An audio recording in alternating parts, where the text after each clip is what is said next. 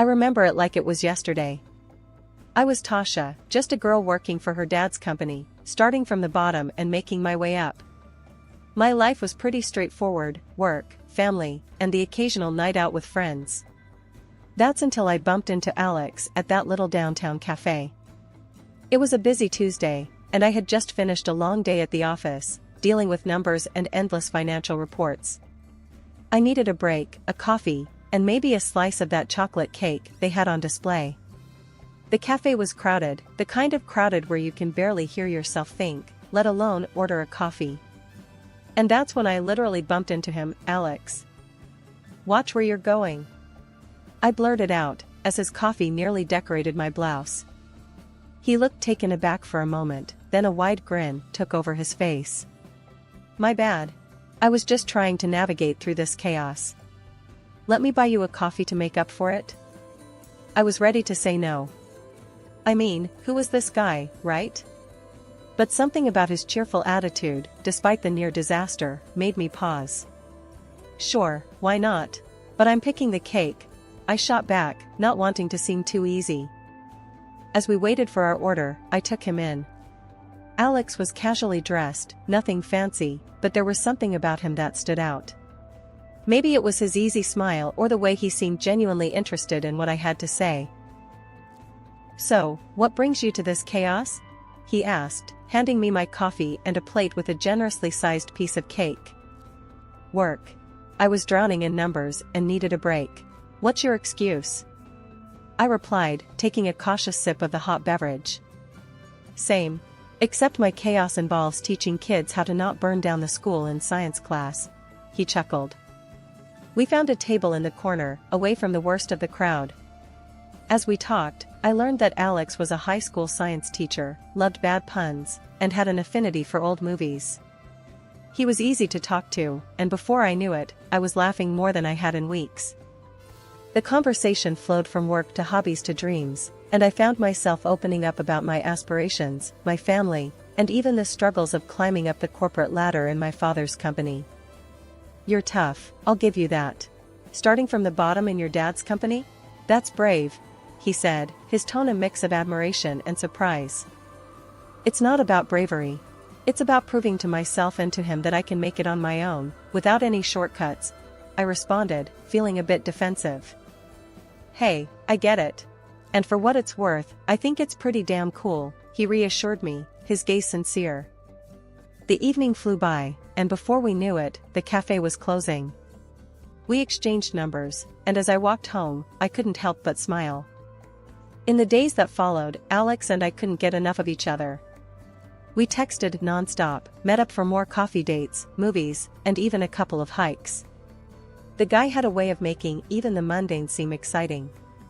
Our conversations got deeper, our laughs louder, and before I knew it, I was falling for him, hard. It wasn't long before we decided we didn't want to be apart. A year flew by in a blur of love, challenges, and adventures. Then, one evening, over a home-cooked dinner in his apartment, Alex got down on one knee. It wasn't fancy, but it was perfect. "Marry me, Tasha. Let's navigate through life's chaos together." Without hesitation, I said yes. We got married in a small ceremony surrounded by those who mattered most. Life with Alex started off more amazing than I could have dreamed. But then, the demands from his family began to creep in, turning our bliss into something less comfortable. One evening, we were having dinner with Alex's mom, Carol, a lady who had a way of wrapping her demands in velvet, making them sound almost reasonable, if you weren't paying attention. "So, Tasha," Carol started, her voice smooth as she passed me the mashed potatoes, "I've been thinking. If Alex worked at your dad's company, and maybe if his sister joined too, it could be beneficial for everyone, right?" I could feel the weight of her gaze, heavy with expectations. Alex, meanwhile, seemed to shrink a bit in his chair. "Carol, you know it's not that simple. My dad's company doesn't work like that. It's about merit, not family connections," I replied, trying to keep my tone light yet firm. Alex finally chimed in. "Mom, let's not push this, okay? Tasha's right. Her dad runs a tight ship. It's all about what you bring to the table." But Carol wasn't one to give up easily. But that's exactly my point. Alex brings a lot to any table. And with you there, I'm sure he'd climb up the ladder in no time. The conversation didn't end at dinner. Carol brought it up again and again, and Alex's dad and sister got wind of it too. Before I knew it, I was sitting across from my dad, trying to explain why we should give Alex, his dad, and sister a chance in the company. Dad, I know how we operate, based on merit and hard work. But could we at least give them a shot? Alex really wants to prove himself, and his family, they could use the opportunity. I ventured, feeling a knot form in my stomach. My dad looked at me, his expression unreadable at first, then softened. Tasha, I trust your judgment. But if they're coming in, they're starting from the bottom, same as everyone else. And there won't be any special treatment. If they're up for that, then we'll give it a try. I was relieved, but also a bit apprehensive. I knew this was going to be a tough sell to Carol and the rest. True enough, when I relayed my dad's conditions back to Carol, she bristled. Starting from the bottom? But surely, with you there, they could get a helping hand? I shook my head, firm. No, Carol. It's how my dad runs his business. It's fair. Everyone gets the same treatment. Somehow, they all agreed, albeit reluctantly. 2 months after the whole ordeal with Alex's family joining my dad's company, things hadn't really cooled down. In fact, they heated up again when Carol, my mother-in-law, decided to stir the pot. She was over for what I thought was a casual visit, but then she launched into it. Tasha, I just don't get it. My daughter's been with your dad's company for a while now, and there's no talk of a promotion or a raise. What's going on? I tried to keep my cool, really, I did. Carol, you know the company policy. It's all about performance, and honestly, she's not exactly putting in the effort. Leaving early, making careless mistakes, it's just not how we do things. Carol huffed, clearly not satisfied with my answer. That's just your excuse. You could help if you wanted to, but you don't. You're not looking out for us. It felt like a slap in the face, considering all the strings I'd been trying to pull to keep the peace. And then there was Alex. Whenever we were alone, he was all understanding, nodding along to everything I said. But the moment Carol was in the picture, it was like he switched sides faster than a politician in a scandal. And sure enough, that same evening, Alex came to me, all riled up after a chat with his mom. Tasha, this isn't right. I'm working hard, and so is my sister. Why are we still at the bottom? You need to talk to your dad. We deserve better pay. I looked at him, disbelief washing over me. Alex, come on. You know the situation at work. You're not exactly outperforming anyone. I've been helping, covering for you even, but there's only so much I can do without it being unfair to everyone else. He wasn't having any of it, though. That's just it, isn't it? You're not even trying. My mom's right. You could change things for us if you wanted to. I felt my patience wearing thin. Alex, demanding a raise you haven't earned isn't how this works. It's about fairness, about doing your part. And right now, you're not living up to that. Life, as I knew it, came crashing down one ordinary Wednesday afternoon. The call came in just as I was wrapping up at work, a number I didn't recognize flashing on my phone screen. I almost didn't answer, but something nudged me to pick up. Is this Tasha? A voice asked, formal and unfamiliar. Yes, speaking. Who's this? I replied, a knot forming in my stomach. I'm afraid I have some bad news, the voice continued, and just like that, my world stopped spinning. The details that followed blurred into a haze of disbelief. There had been a train accident, and my parents were on that train. They didn't make it. I stood there, phone still in hand, long after the call ended, unable to move, to think, to feel. It was Alex who found me, who took the phone from my hand and wrapped me in his arms as the dam inside me broke. We need to get you home, Tasha. Come on, he murmured, but his voice seemed miles away. Home. The concept felt so foreign now. What was home without the people who made it so? The days that followed were a blur. Funerals, lawyers, sympathetic looks from people who murmured their condolences without really meeting my eyes. And through it all, Alex's family hovered like vultures, their presence more oppressive than comforting.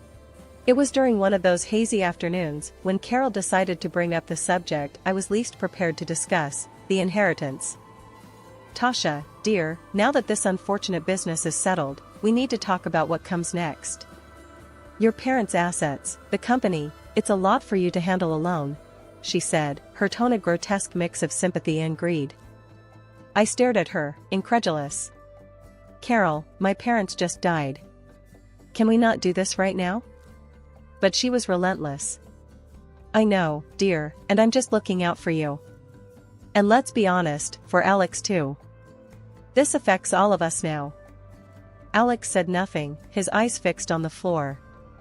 That silence, that failure to stand up for me, cut deeper than any of Carol's words. It all came to a head a few days later when the entire family was over at our place. Carol, Alex, his father, his sister, they all acted like they owned the place, discussing plans for the house, the company, as if my parents' lives were nothing more than assets to be divided. "Tasha, we were thinking," Carol began, her voice echoing in the living room. "It makes sense for us to move in here. It's what your parents would have wanted, for us to take care of you." "Take care of me?"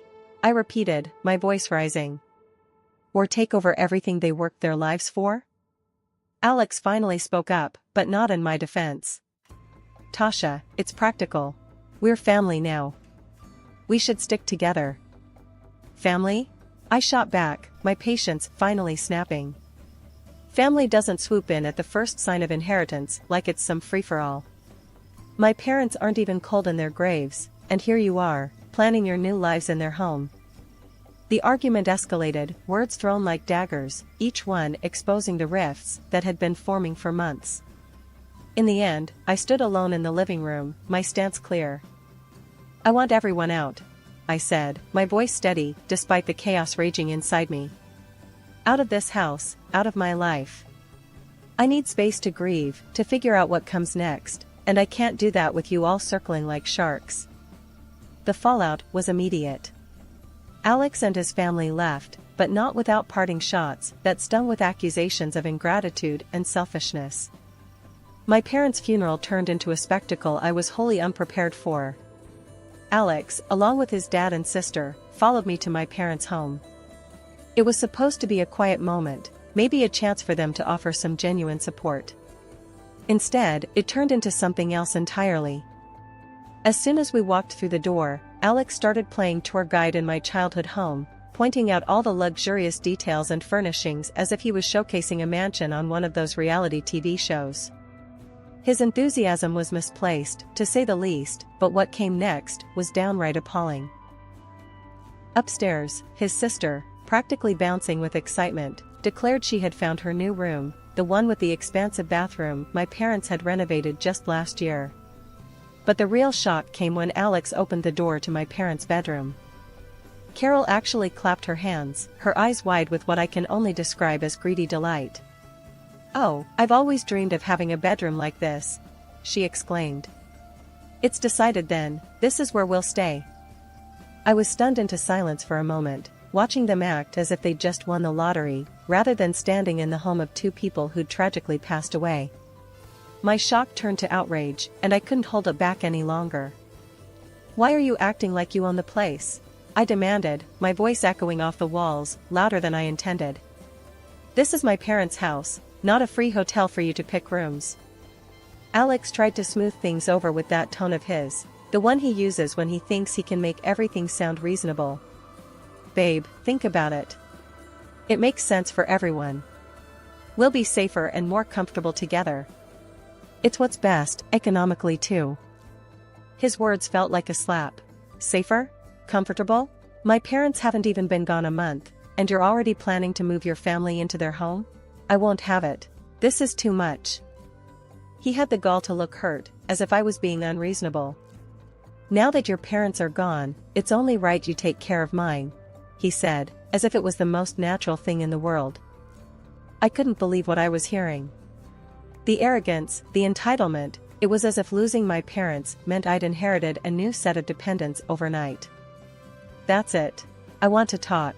Everyone, downstairs, now, I said, my voice firm, commanding. The look on their faces told me they weren't used to being spoken to like that, at least not by me. But I'd had enough. It was time to set some boundaries, make it clear that their expectations were not only unrealistic but completely out of line. As I watched them all gather in the living room, Carol leading the charge with a gleam in her eye, I felt like I was in some twisted reality show. Now that we're all here, let's talk about the future, she began, her tone dripping with a mix of glee and greed that made my skin crawl. With your father's company and all this, she gestured broadly at the house belonging to us, we're set. My son will take over the business, and if you're not keen on us staying here, well, we can just build something even grander. I stood there, incredulous, watching them nod and smile as if they'd won the lottery. You think all this is yours to claim? I asked, my voice tight with barely contained anger. This is my inheritance, my parents' legacy, not a jackpot for you to squander. Carol scoffed. Oh, please. We're family. What's yours is ours. It's only right that we benefit from this fortune. I laughed, a harsh, bitter sound. You have no right to any of this. My parents worked their entire lives for this, not so you could come in and claim it as your own. Alex's sister piped up, her voice sharp. You're being greedy, keeping all this to yourself. We deserve a share. Greedy? I shot back, my patience snapping. I'm greedy because I don't want to hand over my inheritance to people who only see dollar signs where they should see grief and loss. The room erupted into a cacophony of accusations and denials, their entitlement clashing with my disbelief. I had heard enough. I want you all out, I said firmly, my voice rising above the noise. Out of this house, out of my life. You've shown your true colors, and I want no part of it. Carol's face turned a deep red, her anger palpable. You'll regret this, young lady. You're nothing without us. Alex, who had been silent up till now, finally spoke, his voice cold. Tasha, you're making a mistake. This isn't how you treat family. Family? I repeated, my heart aching at the betrayal. No, this is how I protect myself from vultures, disguised as family. With that, they stormed out, hurling insults and warnings as they went. Alex paused at the door, his parting words a knife to my heart. You'll regret this, Tasha. I won't forget it. The door slammed shut, leaving me alone in the deafening silence of the house. I sank to the floor, the weight of the confrontation, of the loss, of the betrayal, pressing down on me. But amidst the turmoil, a spark of resolve flickered to life.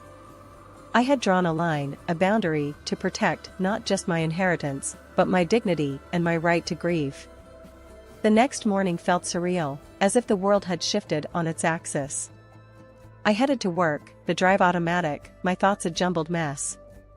Arriving at the office, I half expected, half hoped to see Alex, his dad, and sister there, perhaps ready to bury the hatchet and move forward.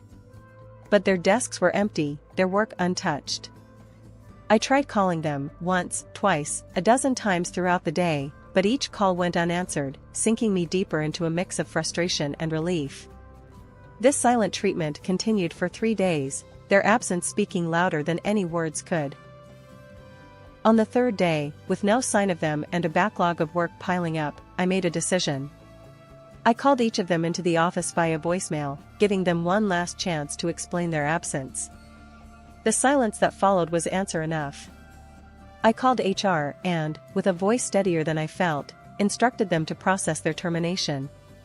They're not coming back, I said, the finality of it all ringing in my own ears. Firing them was not a decision taken lightly, but in that moment, it felt like the only choice. There was no room for half measures, not anymore. Their betrayal, Alex's especially, had cut too deep, leaving a chasm between us that could not be bridged by mere apologies or promises of change. Later that day, I found myself on the phone with my lawyer, a man who had been with our family for years and knew the intricacies of my life almost as well as I did. I need you to prepare the divorce documents, I told him, my voice devoid of the emotion that was churning inside me. 2 weeks of silence, and then he just waltzes into my office like he's the king of the castle. There he was, Alex, all sun-kissed and smug, acting as if he hadn't just vanished off the face of the earth. He didn't waste a second before laying it on thick. "I've decided to forgive you," he announced, making himself comfortable in my dad's chair, feet rudely slapped onto the table. "Now, about that money for a new house for my folks and sister." I stared at him, disbelief and anger swirling in a silent storm. "Forgive me? And where exactly have you been?" "On vacation with my family," he said, puffing up his chest. "As the director, I don't owe explanations to a mere accountant." That's when it hit me, he really believed he could dictate the terms here. I kept my voice level, my calm a stark contrast to the storm brewing inside. "You were fired, Alex. And as for being the director? That's over. The divorce papers are filed. You have no claim here. Not to the company, not to any property." The color drained from his face, his arrogance replaced by shock, then fear. "You can't do that. I have rights. I'll get my share." I couldn't help but laugh, a sound bitter and tinged with disbelief. "In our state, your rights don't include my inheritance. You get nothing." He stood, a mix of anger and desperation in his eyes, reaching out for me. "Tasha, please." I stepped back, putting distance between us. "No, Alex. It's done. We're done. Leave." As he stumbled out, I could feel a weight lifting off my shoulders, even as my phone started to ring. "Carol." Her voice was as pleasant as nails on a chalkboard. "You ungrateful girl. How dare you treat us this way?" I listened, her words washing over me, without leaving a mark. "Don't call me again, Carol. It's over. Goodbye." Hanging up, I sat back in my chair, the silence of the office wrapping around me like a blanket. It was over. Really over. I felt a mix of relief, sadness, and, most surprisingly, freedom. Freedom from their expectations, their greed, and their manipulation. After the ink dried on those divorce papers, it felt like I could finally breathe again. I was out from under the weight of Alex and his family's expectations, free to focus on the company and on rebuilding my life in a way that would have made my dad proud. Taking over as director wasn't just a title change, it was stepping into a legacy my dad left behind. And I poured everything I had into it. This past year, we saw profits spike by 8%, a record that felt like a nod from my dad, wherever he was, telling me I was on the right track. Then, one afternoon, amidst all this progress and personal growth, Carol called. Her voice, once so sure and demanding, was tinged with desperation. "We need your help," she started, spilling out a tale of reckless spending, of loans and luxury they couldn't afford, all because they believed they'd have a slice of my inheritance to bail them out. "Carol, let me get this straight," I said, my voice icy calm.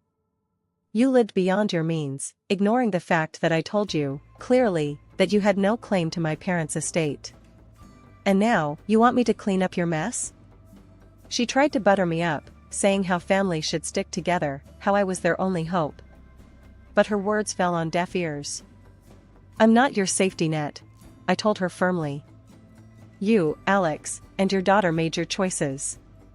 You chose to ignore my boundaries, to disrespect my parents' memory, and to chase after a lifestyle you hadn't earned." The silence on the other end was palpable. I could almost hear her scrambling for a way to twist this around, to play the victim. "Listen, Carol," I continued. "You need to figure this out. And don't call me again. You made it abundantly clear where I stand with your family when you sided with Alex, expecting to live off my inheritance. Now, you're living with the consequences of those choices." I hung up before she could respond, the finality of that action resonating deep within me. It wasn't just about the money or their latest scheme. It was about respect, about recognizing the value of hard work and the importance of living within your means, a lesson my parents instilled in me from the start.